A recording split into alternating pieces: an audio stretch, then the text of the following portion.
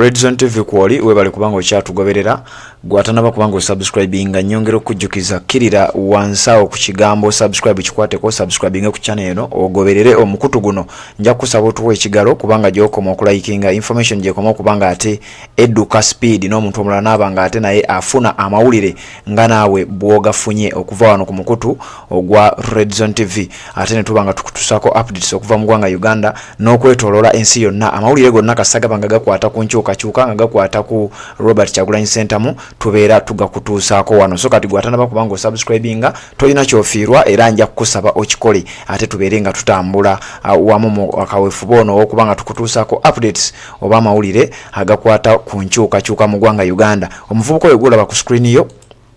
abasinga obungi mumanyi bulungi nnyo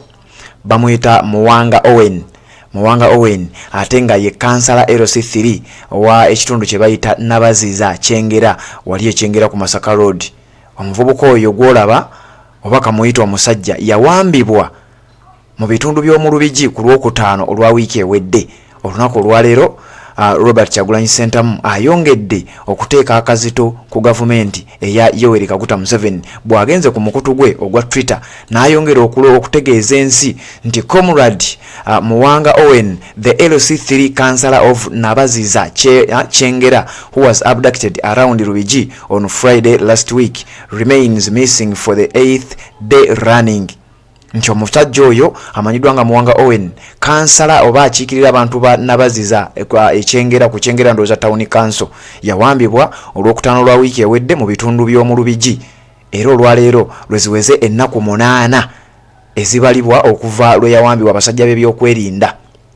Emmotoka yamuwamba ku lunaku olwokutaano yali ejjuddemu abasajja ba military abasajja ab'amagye yakazibwako ekika ekya drone. Enamba yayo nga bwogirabaawo eri UAL 1019V. Emmotoka eno yamusanga ava Makerere Kavule okulaba documentary emanyidwa nga Bobi Wine the People's President. Abasajja ne bamugamba muva kulaba biki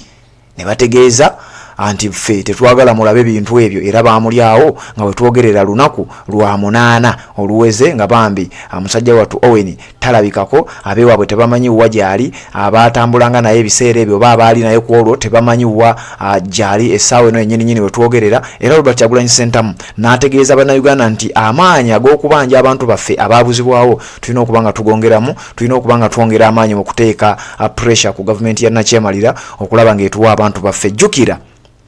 omuntu oyo Owen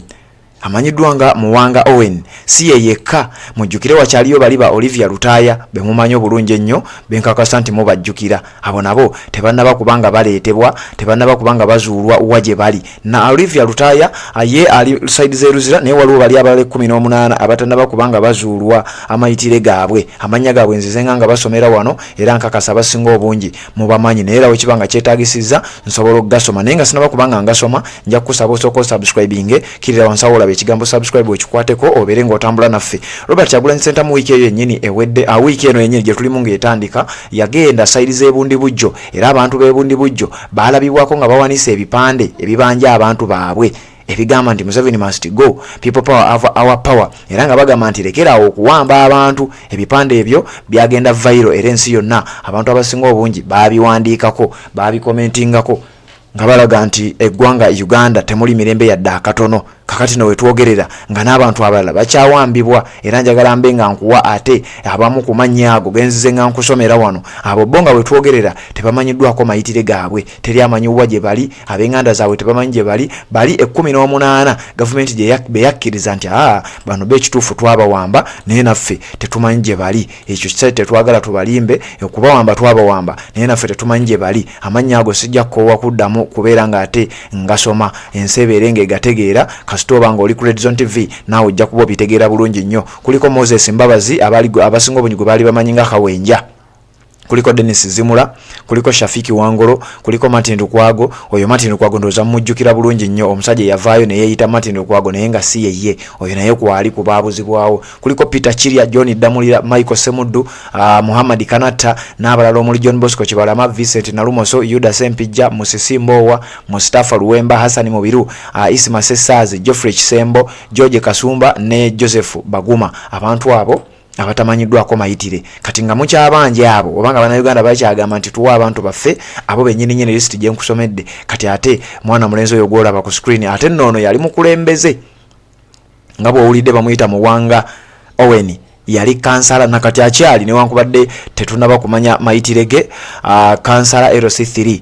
akiikira abantu ba Nabaziza saidi z'Ekyengera bamuwambira mu Lubigi lunaku lwali lwakutaano ndowooza bwe mbaseerabidde zaalinga ennaku z'omwezi 26 omwezi ogwo oguwedde wiiki yeewedde omwaka guno gwe nnyini abasajja baamulyawo bwe yali ava ku kitebe ekya National Unity Platform Makerere Kavule ng'ava okubeera ng'abeerawo ng'omujulizi nga yeerabirako ku documentary eya Bobi Wine the People's President kubanga abasinga obungi baali bawulira mpulire documentary eyo yali eragiddwa mu mawanga ag'enjawulo naye nga wano mu ggwanga Uganda yali tennaba kubanga eragibwa era bannayuganda bangi baali tebannagirabako paka Robert Kyagulanyi Ssentamu bwe yakkiriza n'agamba leka tuteekewo kye bayita public screening ensi yonna bannayuganda abali ewaka babeerenga nabo beerabira ku documentary eno bategeere nti ebintu bye tulimu bya ddala era bongere okufuna amaanyi ne courage okulabira ddala nti ebintu bye mulwanyisa ddala bya ddala abantu abaasibibwa mu makomera bonna baakoonebwako mu documentary eyo drone ezize ziwamba abantu zonna zaakoonebwako mu documentary eyo abantu abazze bawambiwa kakati oyo mwana mulenzi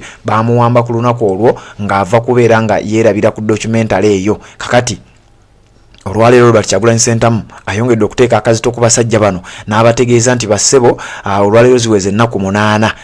sebo akulembera eggwanga lino mu buwambe olwaleero ziweze ennaku 8 nga abantu baffe nga omwana oyo amanyiddwa nga Muwanga Owen awambiddwa tumwagala era twagala okumanya mayitire ge n'omusango ogumuvunaanibwa byonna twetaaga okuba nga tubimanya obudde buno bwennyini kati wano ku Red Zone TV tuba tulina okukuleetera updates ezo obeere ng'ozimanya bulungi nnyo gwatanaba kubanga osubscribinga nnyongera okujjukiza nti kkirira wansi awo olaba ekigambo subscribe kikwateko osubscribinge ku channel eno kwata kade akaka notification obeere nga tomisinga nsonga yonna amawulire gonna gabeere nga gakutuukako bulungi nnyo buli kye tukoonako wano aba buli updates zonna ze tuteekayo obeere omu ku abo abanaasookanga okuzimanya Red Zone TV bw'enaabanga etaddeyo ensonga yonna obeere ng'omu ku abo basooka okumanya kati mu ngeri y'emu kkiriza nkujjukize ojje otuwagireko ffe aba Haruna and Sons Interiors tukolera entebe ez'omulembe furniture yenna owa buli kika gw'omanyi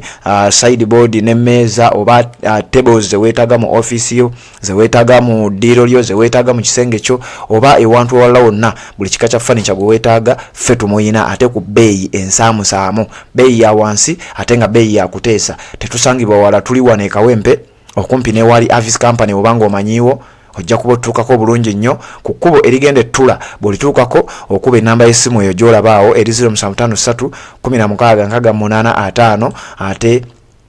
tubenga tukwasaganyiza bulungi nnyo ensonga za furniture ow'omulembe webale kubanga okyali ku Red Zone TV tulina updates zonna ezijja tulina okubanga tuzikuwa so kati gwe gy'osinzira okubanga gy'otulabira gye njagala osinzire ogende mu comment section otuteremu obubaka obeere ng'otutegeeza ensonga zonna nga gwe bw'oziraba osinzirawo okubanga otugoberera n'ensonga endala zonna oba olina ekirowoozo kyo oba olina ekiteeso kyo oba olina ensonga yonna oba owabula oba olina kibuuzo byonna genda mu comment section obiteekemu tujja kuba tutambula ffenna tuwuliziganye updates eziddako webale kubanga okyali ku Red Zone TV.